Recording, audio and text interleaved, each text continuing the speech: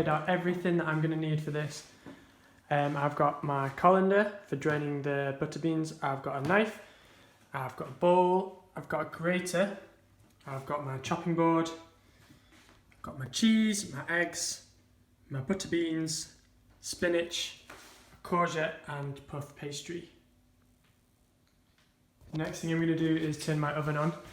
So the recipe says that to put it to 200 degrees on the fan, so I'm going to go 200 degrees and fan. That's my oven on, and then that will be warming up while we get everything else ready. Okay, the next thing I'm going to do is drain my butter beans. So I'm going to be draining them in the colander and into the sink. I'm going to open up my butter beans, pour them into the colander over the sink because the butter beans have got a brine on them, which isn't very nice. And then I need to turn on the tap, give my butter beans a good wash. Make sure you get off all of their slimy stuff. And I'm just going to leave them in the sink for a little bit. The next step is to prepare the courgette, the spinach and the cheese. So in the recipe it says you need 100 grams of a courgette. That's probably about half of this courgette. So I'm going to take my sharp knife and very carefully I'm going to chop it in half. Chop the end off. So I'm left with about half a courgette. And I'm going to take my grater. I'm going to grate my courgette. Shouldn't take very long. When it starts to get to about this much, when you've not got very much courgette left, just be a bit careful of your fingers on the grater, because if you catch them on it, it's a bit painful. So grate it, you don't have to grate it all the way, maybe just leave a little bit like that and you can eat it if you want. And then you put all the courgette into the bowl.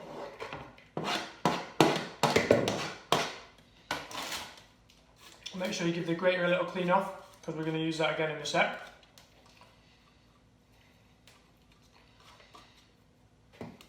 And now I'm going to grate the cheese. So I'll take the cheese out of the packet. It says we want 75 grams of cheese.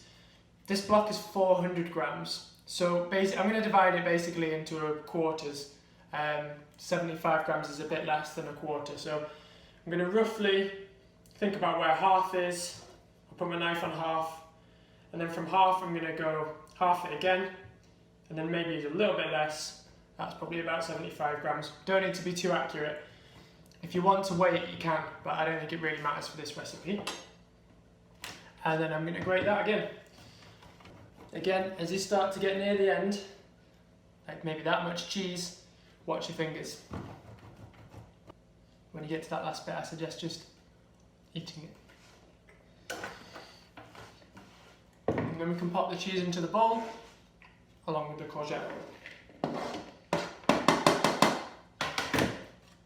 Again, just make sure you got all the cheese off the grater. Put that to one side. Then we're going to want 50 grams of spinach. Now, this whole bag is 200 grams, so we're going to be doing a bit of maths again. So imagine halving the bag and then halving that again to give us about a quarter, which is 50 grams. So again, this can just be quite rough, it doesn't have to be really precise.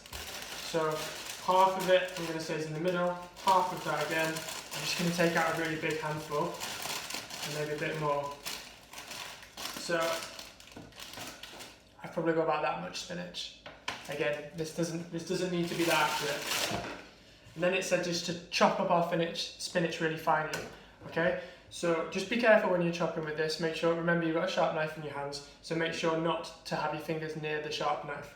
Okay, so I'm gonna pop my hand on the board to hold down the spinach, but I'm gonna make a fist so that I can't chop my fingers. And I'm just gonna chop through.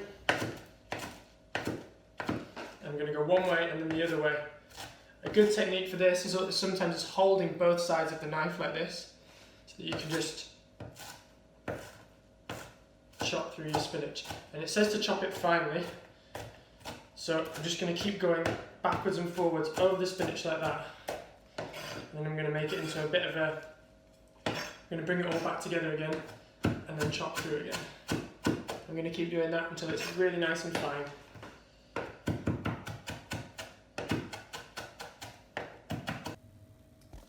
So that's my spinach chopped nice and fine, and then I'm going to pop it into my bowl. I'm going to separate my egg now. So the best way to do that is to have your bowl ready. I'm going to crack it into a mug, and what I'm going to do is I'm going to catch the yolk, the yellow bit, and I'm going to let the white go into the mug because we're going to use that later. So I'm going to crack the egg on the side of the mug, okay? So you don't have to do that too hard. So I'm going to crack it, just make a little hole in the egg, and then I'm going to gently pull that apart. And as I do, I'm going to keep my hands over it, and I'm just letting the white run out, and I'm just catching my yolk. So I've caught my yolk, broken my egg, so I'm going to stick my yolk in there, and then I'm going to wash my hands because it's slimy.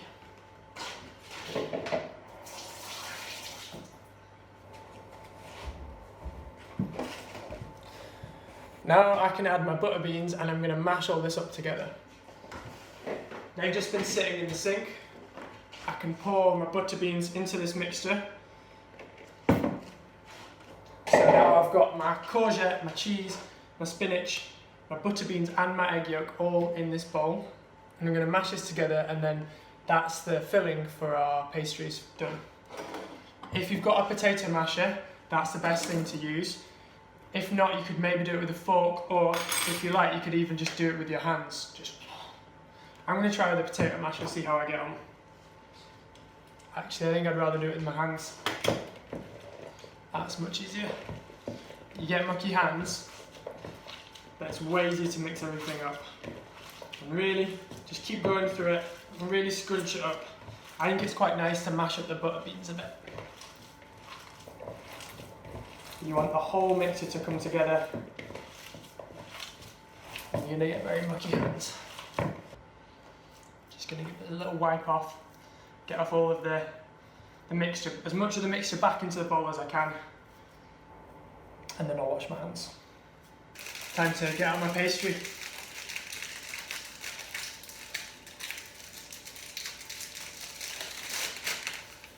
So the pastry comes on its own little sheet.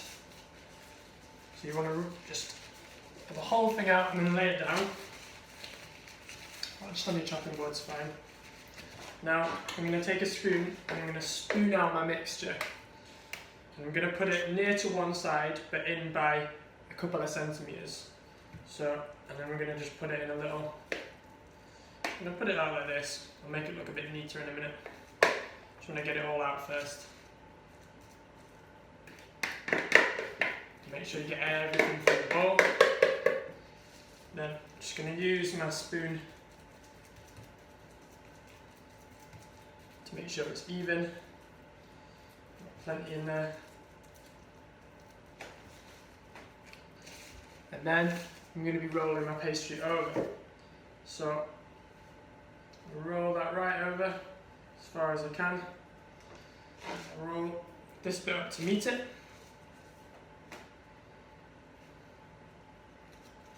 And then I'm just going to give that a little pinch just to make sure that that goes together properly.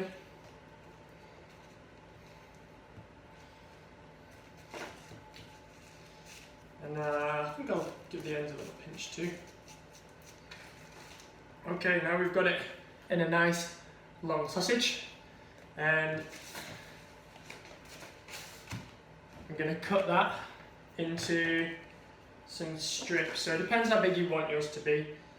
I think I'm going to probably try and cut it into about 6, but we'll see. It's 1, 2, 3, 4, it's going to be 7 I think, 5, 6 and 7, and then I can transfer them to my baking tray. Now you need to make sure on your baking tray you've got a piece of baking paper on there, because otherwise the pastry might stick to the tray and be hard to get off, but with the paper it'll come off really easily.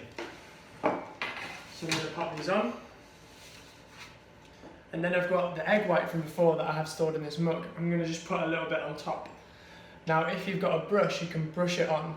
I don't have a brush, so I'm just going to probably spoon it on and use my fingers. So Just gonna get it a bit on my spoon, or just pour a little bit on and use the spoon to help it on. Oops, it's very gloopy. And then I'm just gonna, maybe it's easier just to use my fingers. So I'm just gonna use my fingers. And this, what this is gonna do is make them just go really nice and crispy, give them a really nice colour in the oven. So it just helps them to bake really nicely. So you can cover them with that. You don't have to do this bit if you don't want to. It's not essential. Just makes them look a bit nicer, taste a bit better. And now I've got really mucky hands again, so I'm going to give them a wash. These are looking ready for the oven, so I'm going to pop them in. So my oven, because it's been heating up while I've done this, my oven's nice and ready. So I'm going to open my oven up and pop these in. And I'm going to leave them for 20 minutes. I've got a timer on my oven, so I'm going to set that for 20 minutes. If not, maybe you could set a timer on your phone. My timer's just gone off, so first thing I'm going to do, put on my oven gloves because it's going to be very hot. Open the oven, but don't stand too close because a lot of heat's going to come out of the oven. Then I'm going to carefully take them out and put them on the top of the oven because this pan's going to be very hot. Let's have a wee look at them.